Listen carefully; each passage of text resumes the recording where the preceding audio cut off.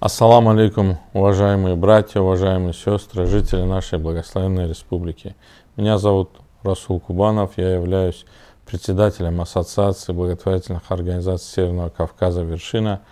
Также являюсь главой одной из карачаевских фамилий, фамилии Кубановых. Сегодня хотел бы вам сказать о своем мнении относительно важности сохранения семьи, семейных ценностей, традиций. Мы все являемся по воле Всевышнего мусульманами, и для нас руководство священным Кораном является наиболее приоритетным в жизни. А что нам говорит священный Коран? Пророк Мухаммад, саллаллаху алейхи ва саллям, он говорит: лучший из вас тот, кто является лучшим по отношению к своей семье. Когда пророк говорит о том, что лучший — это тот, кто лучше относится к семье, необходимо всем нам понимать важность сохранения семьи, важность добрых отношений в семье, важность ответственности мужчины за свою семью. Безусловно, также важна ответственность и женщины в сохранении семейного очага, уюта в доме и так далее. В любом случае, сегодня мы наблюдаем тенденцию к тому, что браки очень быстро распадаются. Непростая, сложная судьба складывается у многих молодых людей. Мы видим очень много разведенных женщин молодых, которые бы могли иметь детей, приносить пользу этому обществу. Мы видим много людей, которые не могут жениться в силу тех или иных обстоятельств, трудностей, которые обусловлены разного рода традициями, обычаями, которые не имеют на самом деле исторического обоснования и смысла.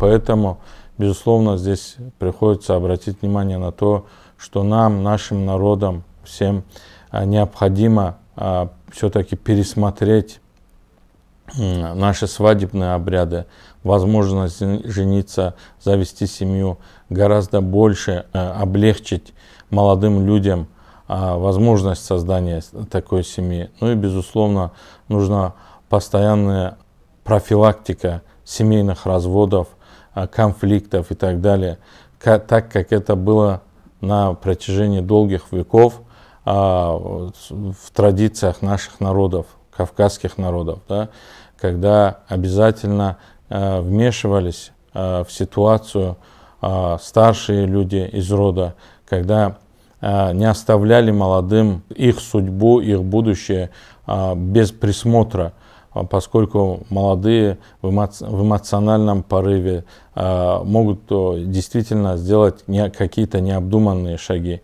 И в этом случае всегда вес и голос имел голос фамилии, голос рода, голос родителей с обеих сторон, которые примиряли, объясняли о том, что всегда очень легко что-то разрушить, но очень сложно построить целую, целостную, полную семью.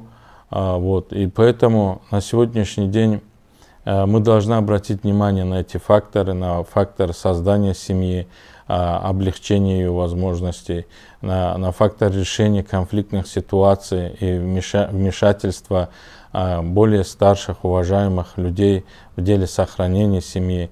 И, безусловно, на разных уровнях, начиная прямо с детских садов, школ, образовательных учреждений, безусловно, формировать политику, когда ценность создания семьи является основной для каждого молодого человека. То, что в нашем сердце становится ценным, безусловно, оно всегда дорого, и о его сохранении заботится каждый человек.